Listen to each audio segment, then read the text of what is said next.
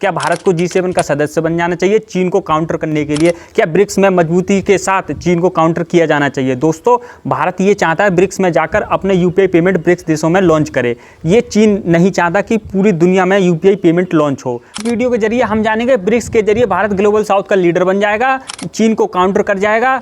और दोस्तों, इस ब्रिक्स के फैसले से ये भी जानेंगे कि G7 का देश कोई नाराज तो नहीं हो जाएगा। दुनिया के दो सबसे बड़े गुट, एक है वेस्ट का और एक है ईस्ट का। एक में अमेरिका और यूरोप की ताकत है और दूसरे में रूस, चीन और भारत जैसे उभरते दिग्गज। बीच में खड़ा है भारत। क्या ये ब्रह्मास्त्र बनेगा या भारत को पछाड़ देगा? नमस्कार दोस्तों, आप देख रहे हैं लखनऊ टॉक। हम बात कर रहे हैं ब्रिक्स और G7 की। और सवाल सिर्फ इतना नहीं है कि भारत किसका साथी है, सवाल ये है कि भारत की असली पोजीशन क्या है। तो कहानी शुरू होती है 2006 से, जब ब्रिक्स की नींव रखी गई थी ब्राजील, रूस, इंडिया, चीन और साउथ अफ्रीका के द्वारा। इन 5 देशों ने वेस्ट का जो वर्चस्व था G7 के द्वारा, वो चुनौती देने का सबसे बड़ा बीड़ा उठाया था। इन देशों ने मिलकर एक ऐसा संगठन बनाया जो वेस्ट की ताकत को संतुलित करे। और शुरुआत से ही इसकी आत्मा भारत ही रहा है और इसका संस्थापक भी भारत ही रहा है दोस्तों।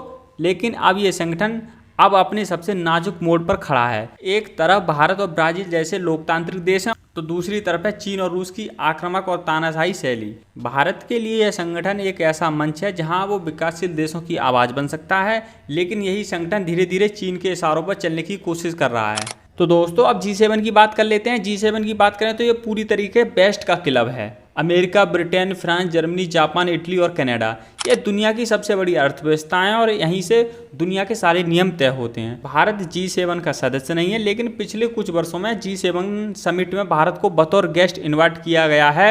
एक बार नहीं, कई बार इन्वाइट किया गया है। अब यहाँ असली खेल शुरू होता है। भारत दोनों संगठनों के बीच क्यों झूल रहा है, क्यों वो ब्रिक्स में भी रहता है और क्यों G7 की हाँ में हाँ मिलाता है। ब्रिक्स में उसे ग्लोबल साउथ का लीडर बनना है, G7 में उसे टेक्नोलॉजी, इन्वेस्टमेंट और डिफेंस पार्टनरशिप जैसे फायदे दिखते हैं। लेकिन कहानी इतनी सीधी नहीं है जितनी दिखाई देती है।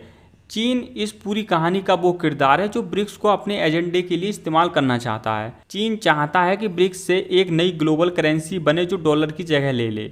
वो चाहता है कि भारत, रूस और चीन एक साथ खड़े हों और पश्चिम को खुलेआम चुनौती दे।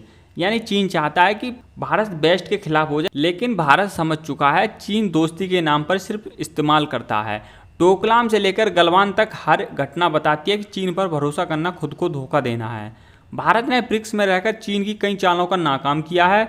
जहां चीन चाहता है कि पाकिस्तान को घुसेड़ना, भारत उसे काउंटर करता है। यानी कि भारत पाकिस्तान को ब्रिक्स में शामिल नहीं होने देना चाहता है और तुर्की को भी शामिल नहीं होने देना चाहता है। ये बात तो जग जाहिर है। जहां चीन ब्रिक्स बैंक पर कब्जा चाहता है, वहां भारत फाइनेंसिंग को संतुलित करता है। आपको एक अंदर की बात बता दूं, ब्रिक्स करेंसी की बैंक जो है उसका हेडक्वार्टर चीन में है, वहीं से ब्रिक्स देशों को चीन लोन प्रोवाइड कर रहा है। अब अगर हम बात करें भारत और G7 की, तो यहाँ खेल अलग है। यहाँ अमेरिका, जापान, फ्रांस जैसे दोस्तों को भारत को एक भरोसेमंद पार्टनर मानते हैं, लेकिन ये भारत पर प्रेशर भी डालते हैं कि आप ब्रिक्स को छोड़ दें, ब्रिक्स को तोड़वा दें। एक पूरी तरीक़ा से भारत को चीन के खिलाफ यूज करना चाहते हैं G7 देश। पर क्या भारत को G7 में शामिल होना चाहिए? अगर भारत G7 में शामिल होता है तो उसे चीन और रूस के खिलाफ खुलकर खड़ा होना पड़ेगा, जो उसकी रणनीति, स्वतंत्रता और उसकी बैलेंसिंग फॉरेन पॉलिसी का हिस्सा नहीं है। भारत आज भी रूस से तेल खरीदता है, डिफेंस स्ट्रेटजी और डिफेंस पार्टनरशिप करता है। तो क्या G7 में शामिल होगा और भारत ये सब छोड़ देगा? शायद नहीं। भारत की कूटनीति की खूबसूरती यही है कि वो बैलेंस बनाकर चलता है। ब्रिक्स में रहकर ग्लोबल साउथ की आवाज़ बनता है और G7 के करीब रहकर टेक्नोलॉजी और रणनीतिक सहयोग लेता है। दोस्तों, भारत दोनों मंचों पर अपनी मर्जी से डील करता है, अपनी शर्तों पर।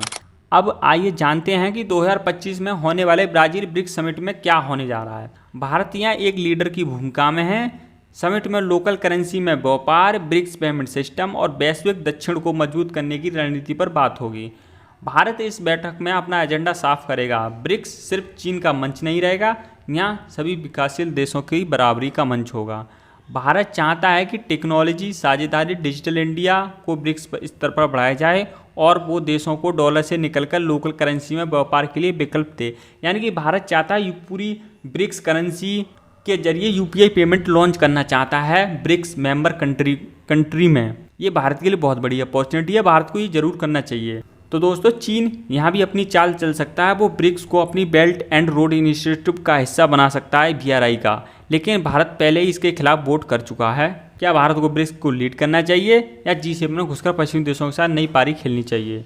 नीचे कमेंट करें, अपने विचार जरूर शेयर करें। अगर वीडियो पसंद आए तो लाइक करें, कमेंट करें और सब्सक्राइब करें चैनल को।